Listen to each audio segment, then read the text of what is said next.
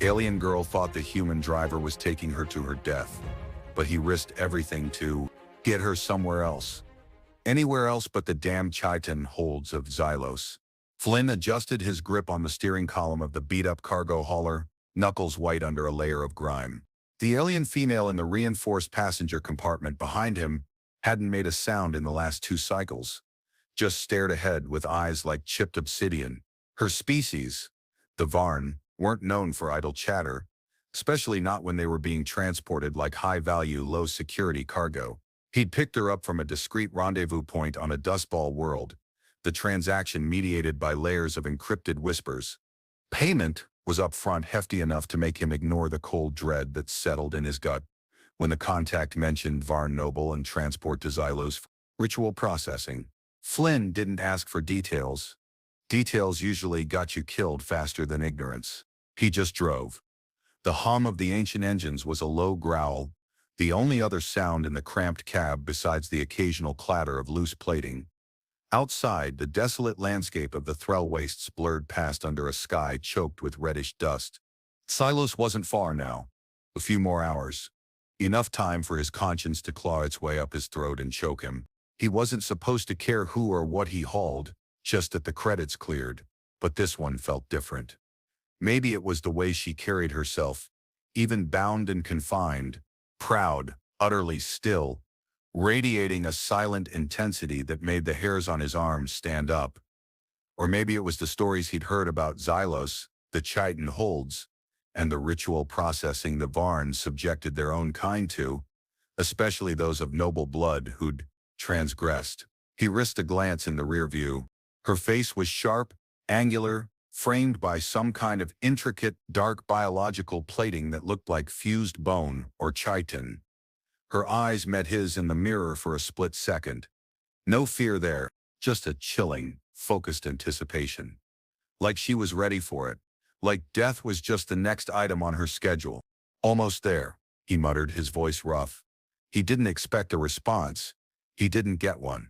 Just the steady, unnerving pressure of her gaze in the mirror, making the back of his neck prickle. The credits didn't feel so good anymore. They felt like blood money. His route was clear. His trajectory locked onto the coordinates for the chitin holds. Standard procedure. Deliver the package. Collect the final payment. Disappear into the black. Easy. Except it wasn't easy. The air in the cab felt thick, heavy with unspoken dread. And the faint, strange scent she gave off. Something like ozone and dry leaves after a storm. He gripped the wheel tighter. Fuck standard procedure. He slammed his fist on the console, rerouting the navigation program with a savage jab. The hauler bucked as the automatics fought the sudden course correction, screaming protests. Red warning indicators flared across the dash. The alien woman stiffened behind him. "What is this?" Her voice was low, resonant, rough-edged, utterly devoid of panic. It vibrated through the reinforced wall. "You deviate from the agreed path. This is not the way to the processing center," Flynn grunted, wrestling the hauler onto a new bearing, away from the glowing marker of Xylos on his tactical display. "Yeah, well, plans change, sweetheart," he snapped, the sarcasm a brittle shield over the sudden surge of adrenaline. He was burning the contract, pissing off whoever paid for her transport, and potentially signing his own death warrant. All for a goddamn feeling. Stupid. "My designation is Varn Kethel," she corrected, her tone like grinding stone. "Not sweetheart, and you deviate from the path to my death." "Look, Kethel," he shot back. "I don't know what kind of fucked up rituals you're into on that rock, but my gut says delivering you there is a bad idea. For both of us, eventually." He was already calculating the risks. Selling her on the black market? Ransom? No. Too messy. Her people were probably hunting her. Or hunting whoever had her. The only option was to hide her or get her somewhere safe. "But where? Your gut is irrelevant," she stated, her voice gaining an edge of cold authority. "My death is a necessity for the continuation of my line. It is a ritual sacrifice. Your interference is inconvenient." "Ritual sacrifice? You're kidding me," Flynn muttered, shaking his head. Yeah, inconvenient is my middle name. Look, sit tight. I'm taking you somewhere else. Somewhere less stabby. You do not command me, she said, and the reinforced door panels separating them shuddered. He saw a flash of movement through the small barred viewport. She was testing the restraints. I am Varn Kethel, bound by honor and oath to this fate. Release me and proceed to the designated site. Not happening, Princess, Flynn said, gripping the wheel tighter as the hauler bounced over rough terrain off the designated track. You're my cargo now, and I decide where my cargo goes until I figure out what the hell to do with you. A low growl emanated from the back. Not human. It was a sound of pure, controlled fury. You claim ownership? Her voice dropped, becoming dangerously soft. A human claims ownership of Varn Kethel? Do you understand the implication of your words, scavenger? Yeah, big words. Look, I just want to get paid and not have nightmares about delivering someone to whatever hell awaits you there. So, new plan. You cooperate. I figure something out. You fight me, and well, these restraints are pretty sturdy. He risked another glance in the mirror. Her eyes were narrowed, the black depths seeming to suck in the dim light of the cab. A thin film, iridescent and shifting, flickered across them. She wasn't just angry, she was calculating, and the way she said claim ownership felt less like a threat and more like, there's something else. Something he didn't want to explore right now. The hauler suddenly pitched violently. An alarm shrieked. Proximity alert. High-speed intercept. Flynn swore, wrestling the controls. 3 blips appeared on his tactical display, closing fast. Shit. Who is that? Seekers. Kethel's voice was calm. Chillingly so. They were following your initial trajectory. They will enforce the ritual. Enforce it with me caught in the middle? Not on my watch. Flynn threw the hauler into a desperate evasive maneuver, sending dust and rocks flying. The ship's ancient plating groaned. Laser fire lanced past, punching holes in the ground nearby. They won't stop, Kethel said. They are bound by code and scent tracker. They will destroy your vessel to reclaim their prize. Great. Just goddamn great, Flynn muttered, dodging another blast. He couldn't outrun them in this heap. He needed cover. Fast. He spotted a cluster of jagged magnetic rock formations ahead. Not ideal, but better than open ground. Hold on! He pushed the hauler's engines to their limit, roaring towards the rocks. The ships behind them were faster, sleeker. One peeled off, circling to flank. He felt the impact before he heard it. A jarring shock that sent the hauler spinning. Power flickered. Warning lights blazed brighter than ever. Hull breach. Engine coolant leaking. Your transport is failing, Kethel stated, stating the obvious like a dispassionate observer. My fate is sealed regardless. You have merely delayed it. Delayed, not denied. Maybe, Flynn grunted. Wrestling the controls of the now crippled hauler, he managed to steer it into the narrow canyon between 2 massive rock spires before the engines died completely with a final shuddering cough. Silence. The only sound was the groaning metal and the distant hum of the circling seeker ships above. He was trapped. And he was trapped with a pissed-off alien noblewoman who apparently wanted to be sacrificed. Well, that went to hell in a handbasket, he said, slumping against the steering wheel trying to catch his breath. Kethel spoke from the back. Your defiance is unexpected, and ultimately futile. Yeah, heard it before. Look, we're stuck. Those guys up there aren't leaving. What happens now? They will land. Assess. If the vessel is salvageable, they will extract me. If not, they will owner purify the area. With us still inside, she sounded almost bored by the prospect. Purify? You mean blow us the fuck up? Ren said, sitting up straight. Crude term, but accurate. Kethel's voice was dry. Excellent. So, my reward for not taking you to your ceremonial death is a slightly less ceremonial death here in the middle of nowhere. He looked at the reinforced door. He needed to get her out of there. If they were going to die, he wasn't going to die with her in a goddamn cage. Flynn grabbed the emergency release tool, a heavy-duty plasma cutter, from under his seat. All right, Princess, Time to come out. He approached the reinforced door to her compartment. What are you doing? Kethel's voice was sharp with surprise. Getting you out. We might need to run. Can't run effectively in a cage. He started cutting into the locking mechanism. Sparks flew. The cutter whining. This is unnecessary. Your attempt at salvation is foolish, she protested, though he heard a flicker of something new in her tone. Apprehension? Confusion? Maybe, Flynn admitted, focusing on the metal. But I don't like delivering cargo dead, especially when I went to the trouble of undelivering it alive. The lock gave way with a clang. The door hissed open. Kethel stood in the cramped compartment. Her hands were still bound by glowing energy cuffs, but her stance was powerful, her movements fluid even in the confined space. He got his first good look at her outside the dim reflection of the mirror. She was tall, maybe 6 feet. Her chitinous plating wasn't just on her head. It covered parts of her shoulders, arms, and ran down her spine, intricate and dark, contrasting sharply with her smooth, deep purple skin. Lines of faint blue luminescence pulsed faintly beneath her skin, tracing patterns on her neck and cheeks. Her eyes, those obsidian pools, held his gaze, unwavering. You cut my bonds, she stated, looking at the energy cuffs on her wrists. No, just the door lock. Cuffs are still on. Figured you might try to, kill me. If I intended to kill you, scavenger, your death would have been swift and silent in the pilot's chair, she replied, her voice low. These bonds are the work of the Seekers.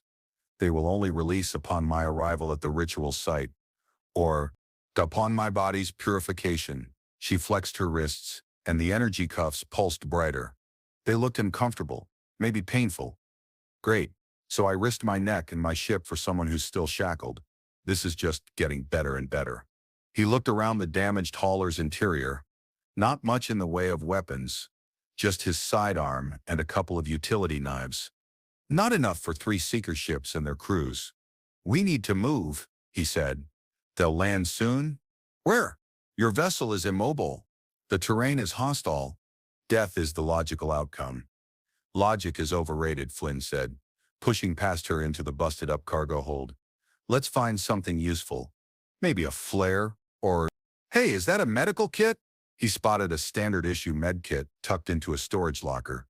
Not much use against laser fire, but better than nothing. Kethel followed him, moving with a predator's grace, despite the cuffs. She surveyed the wreckage with those unnervingly calm eyes. You possess basic survival instincts, commendable for your primitive species. Primitive? Hey, I flew this rust bucket halfway across the sector and crashed it, she pointed out. Point taken, Flynn grumbled. He rummaged through the medkit. Antiseptic spray, bandages, pain meds, standard stuff. Not exactly a weapon, unless you're planning on bandaging the Seekers to death. This isn't helping, he said.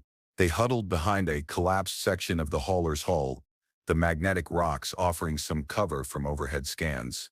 The hum of the Seeker ships had faded slightly, indicating they were likely landing or hovering just out of sight behind the rock spires. Tension coiled in the air. They are assessing, Kethel whispered, her voice barely audible over the wind whistling through the canyon. Their protocols dictate caution before approach. They will scan for life signs, weapon signatures, anything unusual. So we sit here and hold hands, Flynn muttered. Speak for yourself. I do not hold hands, she said, her tone sharp, despite the whisper. It is a vulgar human custom. Right. My mistake. So what do we do? Wait for them to find us? He risked a peek over the wreckage. Nothing but dust and rocks. The Seeker ships were hidden. We wait for their pattern, she said. They will deploy ground teams.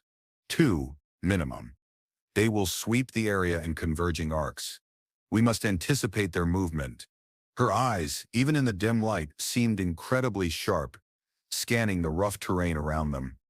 There was a primal intelligence about her, a focus that went beyond simple logic. He realized she wasn't just a prisoner, she was a hunter, or at least someone intimately familiar with tracking and strategy. You know their tactics? He asked.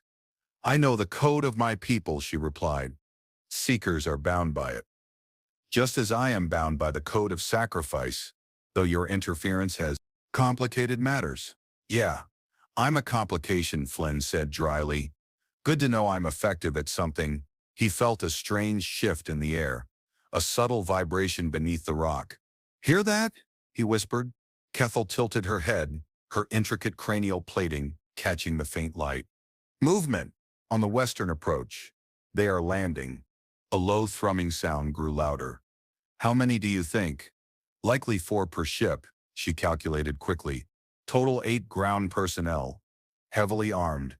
Bioluminescent tracking gear. They see in the dark. Great, I see slightly less dark. Advantage them. He checked his sidearm.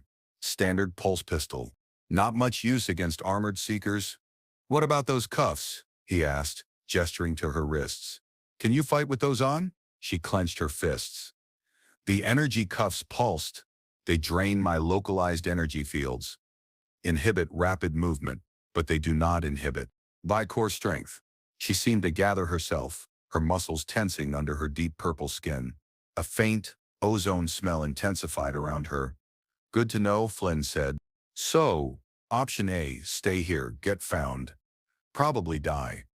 Option B, try to move, use the rocks as cover, maybe flank them.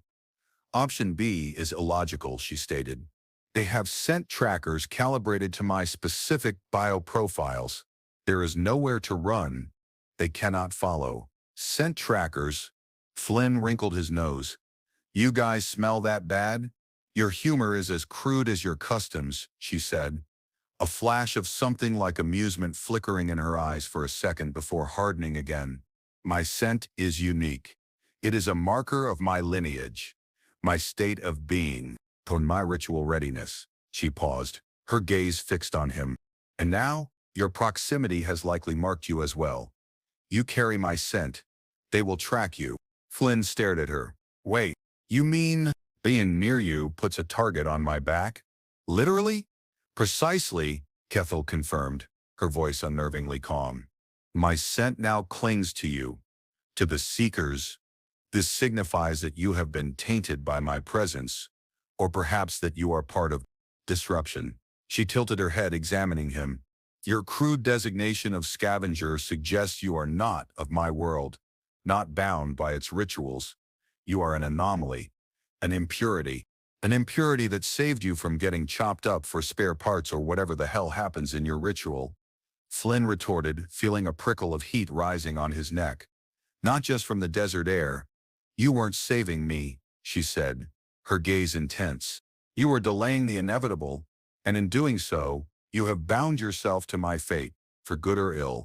Her eyes traced the contours of his face. A slow, deliberate survey that felt strangely intimate. The seekers will see you as a participant now. They will not hesitate to cleanse you. Right, cleanse. God, you people have a weird way of saying murder, Flynn muttered. He shifted, uncomfortable, under her gaze. The air between them felt thick, charged. The scent she gave off was stronger now, complex and subtly intoxicating, weaving with the dust and ozone. It did seem to cling to him, a faint, alien perfume. He could almost feel it on his skin. So what are the Seekers' protocols if they find a tainted anomaly carrying your ritual readiness scent? He asked, forcing himself to focus on the tactical problem. If you resist, she began, then paused, her gaze lingering on his mouth. They will attempt to neutralize you swiftly. If you comply, or if you are found in a state that suggests completion. She trailed off, her expression unreadable. Completion? Flynn prompted, confused. Completion of what? Completion of the bonding, she said, her voice dropping to a near whisper. The ritual is one of transcendence through sacrifice. But there are older rituals, rituals of claiming, of union. She looked away, towards the rocky canyon mouth. My scent, mingling with yours. In the eyes of the Seekers, it will signify that a primitive, unauthorized bonding has occurred. A violation of ritual purity. A violation? Flynn felt his eyebrows shoot up. Just because I got your scent on me. What are you guys like? Highly allergic to cooties? She turned back to him, her eyes blazing with sudden intensity. It is not cooties, scavenger. It is the very essence of lineage, of power, of fertility. Her voice rose slightly, raw with a mix of anger and something else he couldn't identify. My scent, in this state, is a marker, and your scent now carries that marker. To the seekers, this is proof of a forbidden coupling. The air crackled, not just with the tension of the approaching seekers, but with something else, something primal that emanated from Kethel. Her glowing blue lines pulsed faster, brighter. The ozone scent intensified, became almost overwhelming in the confined space behind the hauler wreckage. Forbidden coupling? Flynn repeated, his voice husky. His eyes were drawn to the pulsing lines on her throat, the sharp angles of her face. Just from being close? Close proximity, under duress, with conflicting bioprofiles and activated ritual markers. Yes, she stated, her voice tight. It is an ancient trigger, not often seen, suppressed by modern Varn law. But the seekers are traditionalists. She took a step closer, her obsidian eyes locked on his. Despite the energy cuffs, she moved with an unsettling grace, radiating a raw, potent energy. My scent is calling to you. Is it not, scavenger? A biological imperative you cannot understand, but you feel. Flynn swallowed hard. He did feel something. Not just fear of the seekers, but a strange, almost painful awareness of her physical presence, a heat that had nothing to do with the desert. The scent was intoxicating, weaving into his senses, bypassing his brain and going straight to tower, somewhere lower. His body reacted instinctively, a surge of blood, a tightening in his gut. I feel something, he admitted, his voice low. Doesn't mean it's a forbidden coupling. Your body betrays your denial, she said, her gaze dropping to his chest, then lower. A slow, deliberate scan that made him involuntarily shift. This scent, this connection triggered by your foolish act of saving me, it is the foundation of the most ancient Varn bonding rituals. It is the scent of a challenge accepted. The scent of a life claimed. She reached out, her cuffed hand hovering inches from his face. Her skin felt warm, vibrant, even without touching him. You claimed me, scavenger. Your words, your actions, your very scent now declares it to the seekers and to the Varn code. I didn't claim anything, Flynn protested, though his voice lacked conviction. His focus was entirely on her hand, the faint glow of the cuffs, the dark, smooth skin. I just didn't want to deliver you to be killed. It is the same, she stated, her voice firm. To interfere with a ritual is to enter it. To claim a life is to bind your own to it. She lowered her hand slightly, brushing her fingers against the rough fabric of his flight suit near his neck. The touch was like a brand, sending a jolt through him. Your skin responds. My scent intensifies your primitive urges, does it not? The seekers will interpret this as the final stages of the ritual. Her gaze was intense, challenging. They will not stop hunting until the bond is complete, until the scent is irrevocably sealed. Sealed? Flynn repeated, his mind racing. How the hell do you seal a scent? Her eyes dropped again, lower this time. A slow, knowing smile, utterly devoid of warmth, but full of dangerous intent, curved her lips. Through physical communion, she whispered, the words like dark velvet, through the joining of essence, through the sure mating. Flynn stared at her, the implications hitting him like a physical blow. Mating? You mean sex?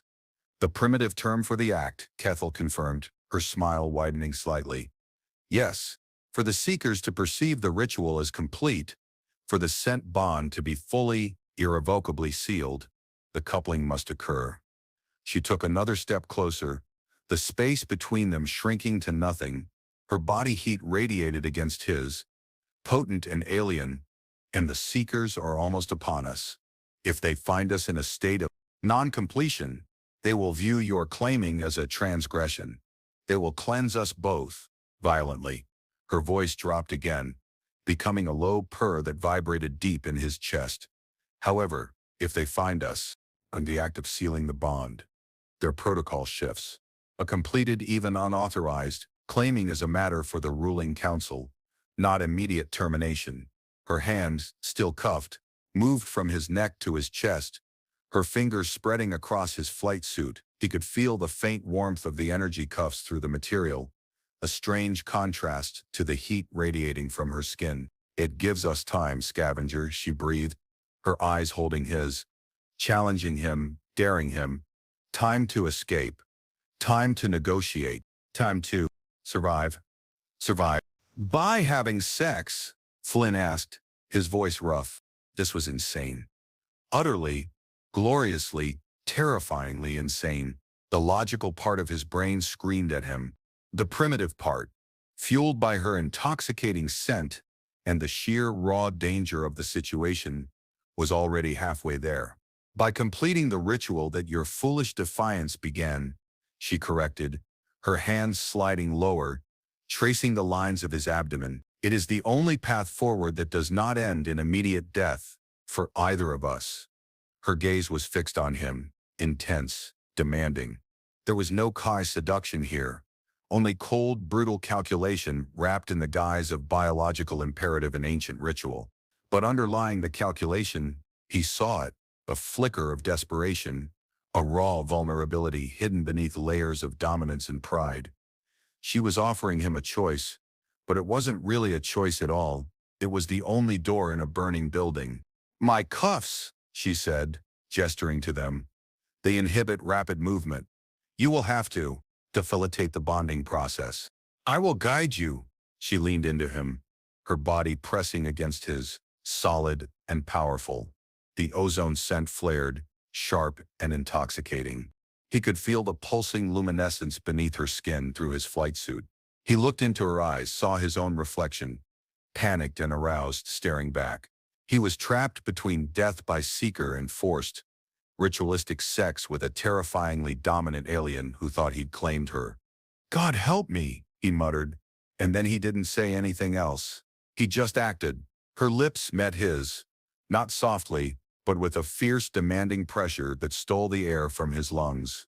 It wasn't a kiss as humans understood it, but a claiming, a forceful joining that tasted of ozone, dust, and something else, something deeply alien and intoxicating. Her cuffed hands tangled in the fabric of his flight suit, pulling him closer. The energy cuffs pulsed against his skin, a strange counterpoint to the building heat between their bodies. Her tongue, rough and seeking, traced the seam of his lips, demanding entry. He opened for her, and she plunged inside, a deep, invasive penetration that sent shivers down his spine. Her body pressed against his, hard angles against softer flesh. He felt the intricate texture of her chitinous plating against his face as she angled her head, deepening the kiss.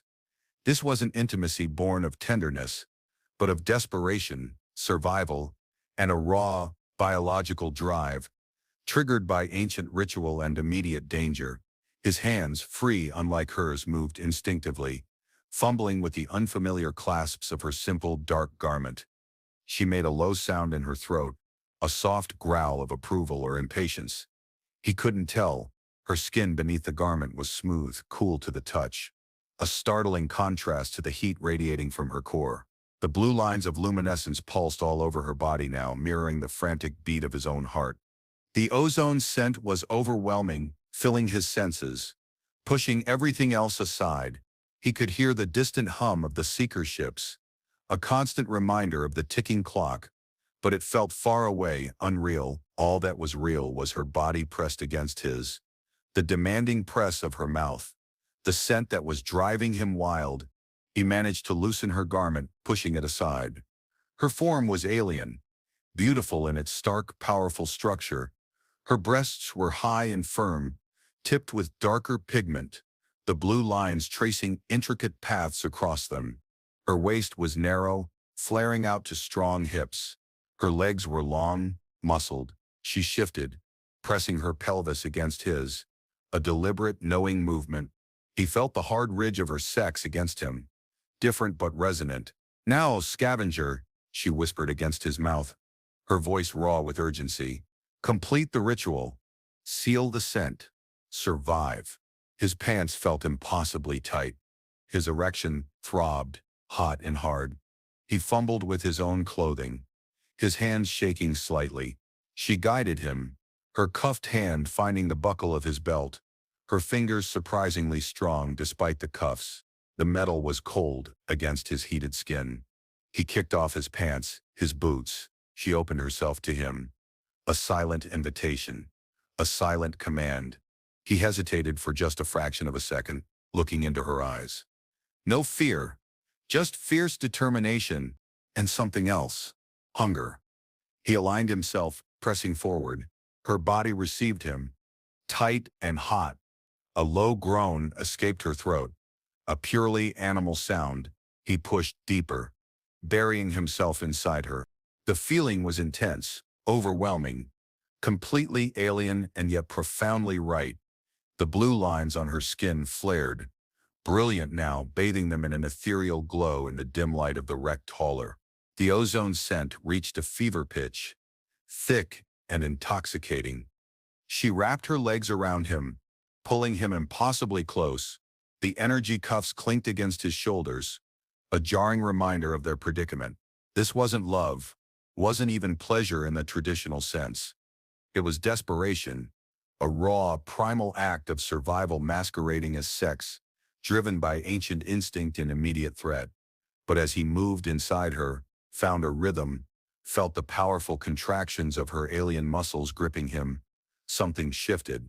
The calculation in her eyes softened, replaced by something akin to release, surrender. Her head tilted back, exposing the pulsing lines on her throat. A high-pitched sound, almost a keening, escaped her lips. It wasn't pain. It was something else entirely. And then, as he felt his own climax building, hot and unstoppable, her body surged against his, the blue lines on her skin erupting in a blinding flash of light. The light faded, leaving behind an aching stillness. Flynn lay sprawled against her, chest heaving, the intoxicating ozone scent slowly dissipating, replaced by the acrid tang of dust and burnt metal. Kethel was still beneath him, her body trembling slightly. The vibrant blue luminescence on her skin had dimmed to a faint shimmer, barely visible. He pushed himself up on his elbows, looking down at her. Her eyes were closed, her breathing shallow. The fierce intensity that had driven her moments before was gone, replaced by an unnerving stillness. The energy cuffs on her wrists, however, were gone, vanished. He stared at the empty space where they'd been, then back at her. "Kethel?" he whispered. No response. Panic flared in his chest. Did he break her? Did the ritual completion kill her? "Hey, talk to me." He nudged her shoulder. Her eyes fluttered open. They were still obsidian, but the sharpness was dulled, cloudy. She looked exhausted, and something else. Confused? Vulnerable? "The bond is sealed," she murmured, her voice weak. It wasn't the commanding tone he'd heard before. "The cuffs? They are gone." "Yeah, I noticed," he said, relief flooding through him. At least he hadn't killed her. What the hell happened?" "The ritual," she whispered, her gaze unfocused. It recognized the completion, the joining of essences. The cuffs were a temporary restraint, designed to ensure I reach the proper site in a state of ritual purity. Your interference, my scent. Your response. It triggered the archaic bonding protocol. She tried to push herself up, but faltered. He put a hand on her arm, steadying her. Her skin was still warm, but the vibrant energy was gone. "Archaic bonding protocol?" Flynn frowned. "So we're bonded now? Like forever?" "My essence has mingled with yours," she said, her voice stronger, though still lacking its former edge. "My scent is now inextricably linked to your bioprofile. The Seekers will detect it. It marks you as mine, as my claim." She met his gaze, and the faintest hint of her former intensity returned, but it was tinged with something new. Resignation, regret. This was not my intended path, not my sacrifice, but the code is absolute. You have claimed me, scavenger, and in doing so, you have become part of my lineage, part of the Varn. He stared at her, stunned. Part of your lineage? Just because we cunt, he trailed off, words failing him. He'd had sex with a lot of women, human, alien, everything in between, but none of them had ever declared him part of their goddamn family tree afterward. This wasn't just sex. This was a complete rewrite of his life plan. A new sound cut through the silence, the rhythmic thud of heavy boots on rock. Closer now. They're coming, Flynn said, scrambling to pull on his pants. Kethel pushed herself up, moving with more certainty now, though she was still favoring one side. The vulnerability in her eyes solidified into grim determination. They will detect the completed bond, she said, her voice gaining strength. The scent is now conclusive. They will report to the ruling council, but they will not terminate us. Not immediately. She looked at him, her gaze sharp again, assessing. You are not Varn. You do not understand the code fully, but you have triggered its most ancient, most powerful aspect. So what? They congratulate us? Flynn zipped up his flight suit, grabbing his sidearm. They will attempt to contain us, she stated, rising fully to her feet. She was still taller than him, her posture regal even in the torn garment. To determine the validity of the bond, the purity of the claiming ritual, and to ascertain if I am still fit for sacrifice. The word sacrifice hung in the air, a dark cloud over their sudden, bizarre intimacy. Fit for sacrifice? After this? Flynn gestured between them. My lineage demands it, she said, her voice hard. There are circumstances that require it. Your interference has changed the method, not necessarily the ultimate outcome. Great. So I saved you from one death, just so you can potentially get a different death later. And drag me down with you, Flynn muttered, reloading his pistol. This is officially the worst courier job I've ever taken.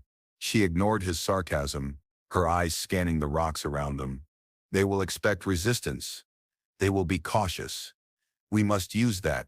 She moved out from behind the hauler wreckage into the open canyon, her bare feet silent on the rock. Kethel, what are you doing? Flynn hissed, following her. Drawing their attention, she stated simply, if we are to be contained, it will be on my terms, and I will not be taken back to Xylos without a fight. Her body language shifted. The vulnerability was gone. She was pure predator again, radiating a silent challenge.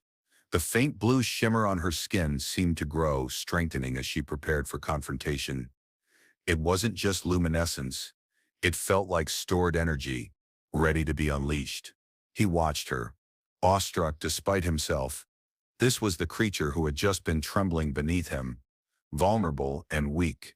Now, she was a goddamn warrior queen, ready to face down 8 heavily armed seekers with nothing but her bare hands and sheer force of will.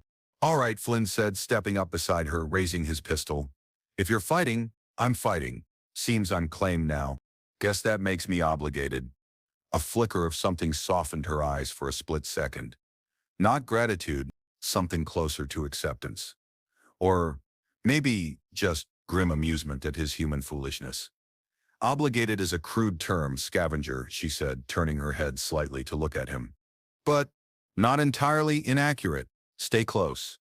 And try not to die. You belong to me now. I would prefer my possessions intact. Kethel moved with an unexpected speed, slipping between the shadows of the magnetic rocks, a blur of purple skin and faint blue light. Flynn followed her lead, keeping low, his pistol ready. He might be claimed, whatever the hell that meant to her species, but he wasn't suicidal. Her bare feet made no sound on the rough ground. While his boots crunched annoyingly, she glanced back, a silent gesture of impatience. He picked up his pace, trying to match her impossible grace.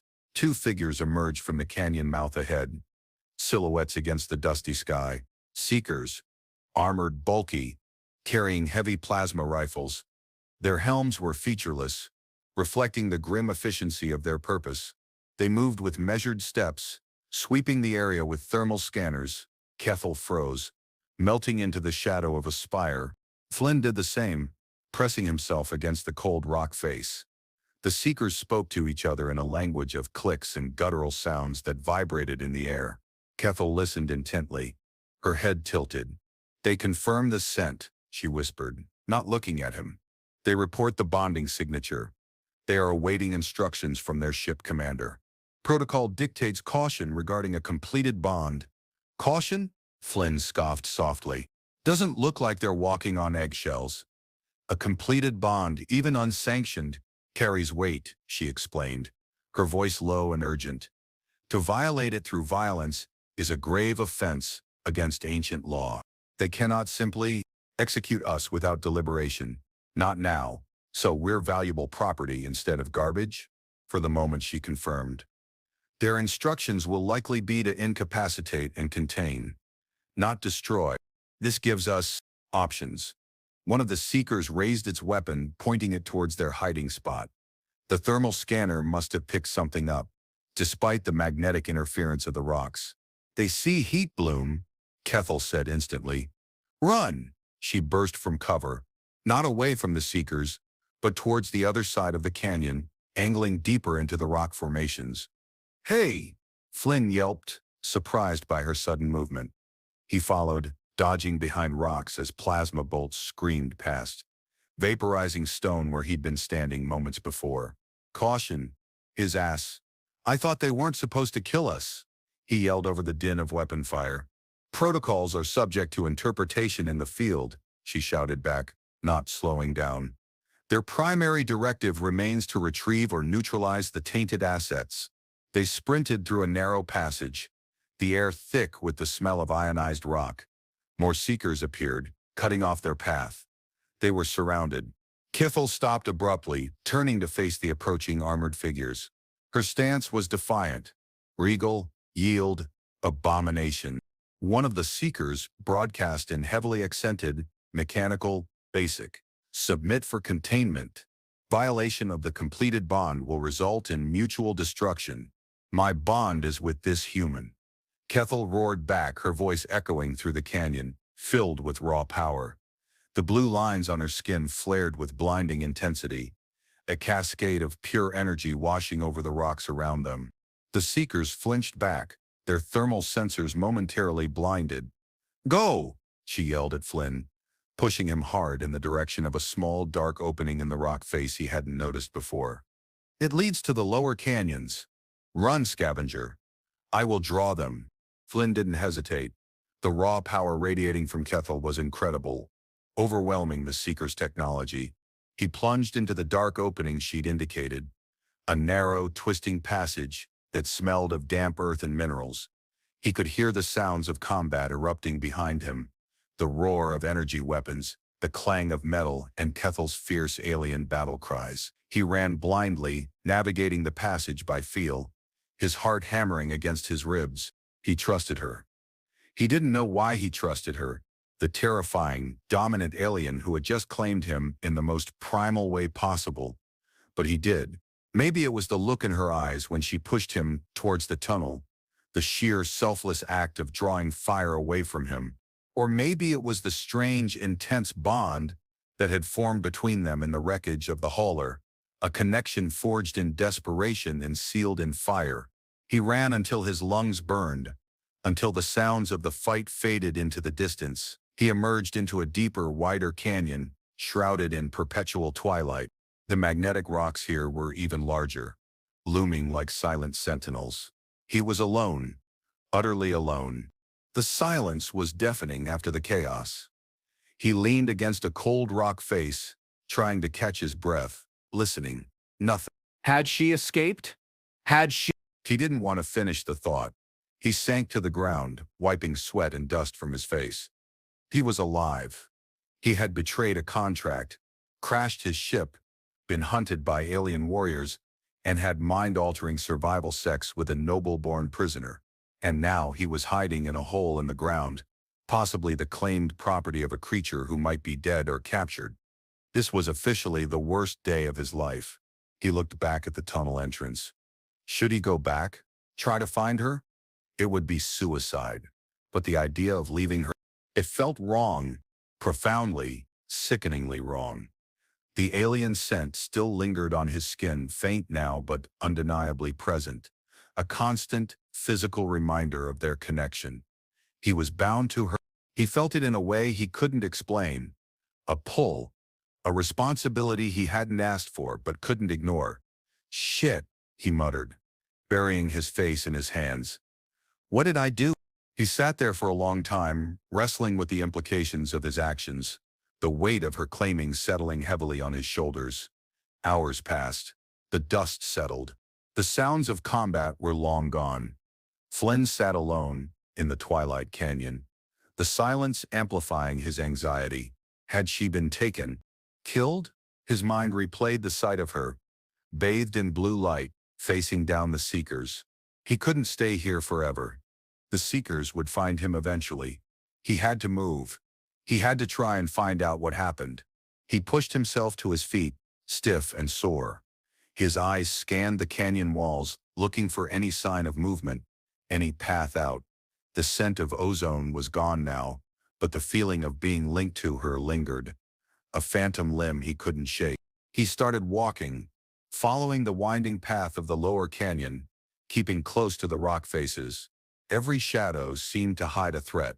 Every sound, the scraping of his boots on rock or the whisper of wind, made him jump.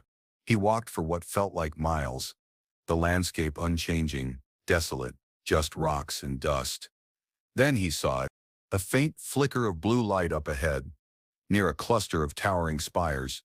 It wasn't the steady glow of the magnetic rocks. It pulsed softly, rhythmically, kith. He felt a surge of relief so potent it almost buckled his knees. He started running towards it, stumbling over loose rocks in his haste. As he got closer, he saw her. She was sitting on a flat rock, hunched over, her head bowed.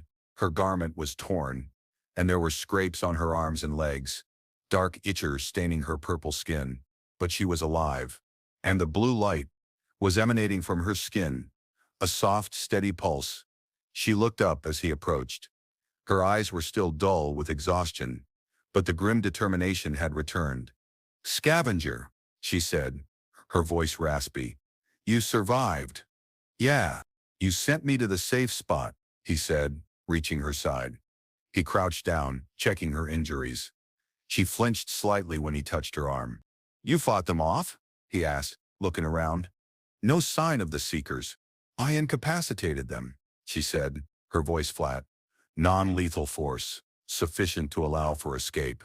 Their primary function was containment, not vengeance." Once the bond was confirmed, their options narrowed. She looked at him, her gaze steady. "They know who you are now. They know you are connected to me. They will not stop looking. Not for me. Not for you." "So, still hunted," Flynn said, sitting down beside her. "Yep. Wouldn't be an adventure without it." He pulled the medkit from his satchel. "Let me see those cuts." She hesitated for a moment, then nodded, extending an arm. He carefully cleaned the scrapes, applying antiseptic spray. It stung, and she winced, but remained still. Her skin felt warm beneath his touch, smooth and strangely resilient. As he worked, the silence settled between them again. Different this time. Not just emptiness, but a fragile shared space. He finished bandaging her arm and started on her leg. "Why'd you do it?" he asked softly, not looking up. "Send me away? You could have used me as a distraction, made your own break for it." She was silent for a long moment. "You triggered the bond," she said finally, her voice low. "The archaic protocol designates the claimant as intrinsically linked to the claimed. Your safety became a necessary component of my own survival matrix. To lose you would be a significant liability. Not exactly a declaration of affection, but given her species and the circumstances, it felt monumental."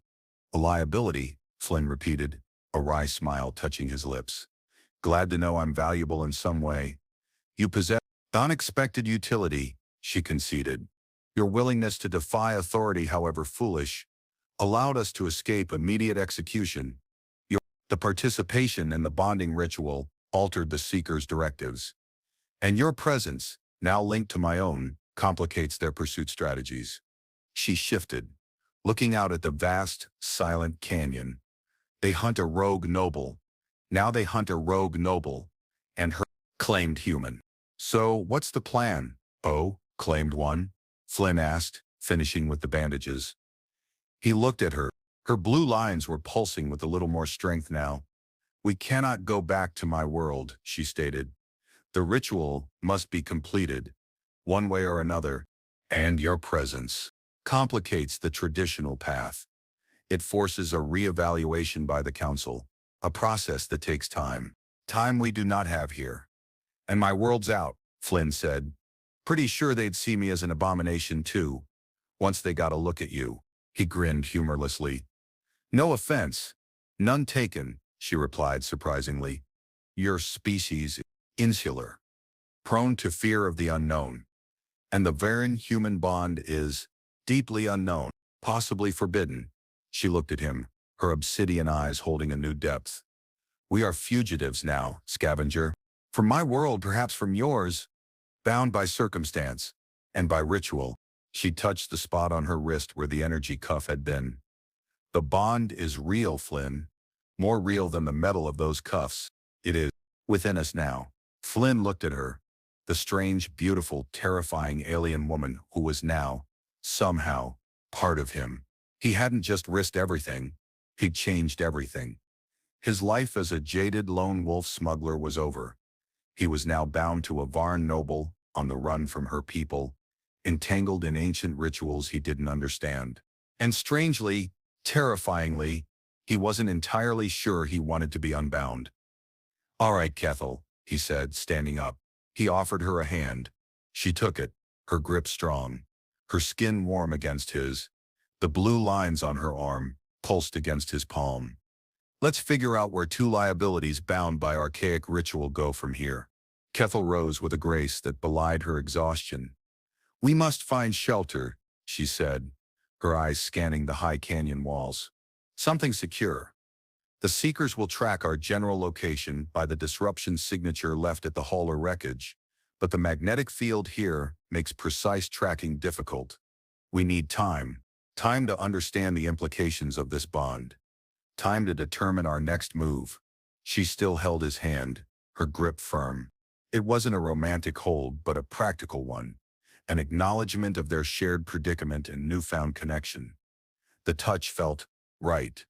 Strange, considering the chaos they'd just been through and the bizarre circumstances of their bonding. There, Flynn pointed to a darker recess high up on the canyon wall. It looked like a cave mouth, almost hidden among the jagged rocks. Maybe we can climb up there. Get out of sight. Kethel followed his gaze. A suitable bolt hole, elevated position offers tactical advantage, provides cover from aerial scans. We proceed. She released his hand, moving towards the sheer rock face with an assessing gaze. Can you climb that, scavenger? She asked, a hint of her former challenge returning to her voice. Took climbing classes back in the day, Flynn said, shrugging. Figured it might come in handy someday. Looks like today's the day. It was a difficult climb, the rocks sharp and unforgiving. Flynn led the way, finding handholds and testing his weight before moving. Kethel followed surprisingly easily, her movements efficient and precise. Even with her injuries, her strength was immense, and she seemed to use the slightest irregularities in the rock face. They reached the cave mouth, breathless. It was a shallow overhang, more of a deep recess than a full cave, but it offered excellent concealment and a view of the canyon below. They huddled together under the overhang, the cold rock pressing against their backs. The desert night was beginning to fall, the sky deepening from red to bruised purple. Kethel looked out at the stars beginning to appear through the dust haze. Her eyes seemed to soften slightly, a fleeting expression of melancholy or homesickness. My world, she murmured, pointing towards a distant star cluster. Far from here. And now, unreachable. For now, Flynn said, not sure if he believed it himself. He pulled a survival blanket from his satchel, a thin metallic sheet designed to reflect body heat. It wasn't big enough for both of them. Here, he said, offering it to her. It's cold. We must conserve heat together. she stated, her obsidian eyes meeting his. The bond requires proximity, not separation. She reached out and pulled the blanket over both of them, wrapping it tightly around their shoulders. They sat pressed together, body heat mingling under the thin material. The air was silent, save for the faint hum of the magnetic field in the rocks and their own breathing. The intimacy felt different now, less driven by raw instinct and desperation, more by a quiet, shared vulnerability. "Cathal," Flynn said, his voice low, "what does this bond mean for us? Really?" She was silent for a long moment. "It is a claiming," she said finally, "in its most ancient form. My lineage requires a consort, a partner for the propagation of the line, for the continuation of power. The ritual ensures tabit, purity, strength. Your interference disrupted the intended path, but the core requirement remains. You are now that partner, that consort." She turned her head, her gaze meeting his in the dim light. "It is not a choice either of us made freely. It was forced by circumstance, by code, but it is now reality. A forced marriage to a warrior princess who tried to get herself ritually sacrificed," Flynn said, a humorless chuckle escaping him. "Yeah, that sounds about right for my life." Cathal didn't smile, but something in her eyes shifted. "You are not merely claimed, scavenger. You have also claimed me, pulled me from a path I was bound to walk. Your act of defiance, it was a rejection of my fate, a statement that my life had value beyond the ritual." Her voice was quiet, almost hesitant. "No one has ever done that before. Not in all my cycles." A fragile vulnerability shimmered in her gaze, raw and exposed. It was the most human he'd ever seen her. "Well," Flynn said softly, reaching out and taking her hand again. This time, the grip felt different. Less like a claim, more like a connection. "Looks like we're stuck with each other, princess. For better or worse." The future was uncertain, dangerous, and utterly unknown. But sitting there huddled together under a thin blanket in a cold cave, with the scent of ozone and dust lingering in the air, Flynn felt a strange sense of peace settle over him. He was bound, he was hunted, but he wasn't alone. And for the first time in a long time, that felt less like a liability and more like a promise.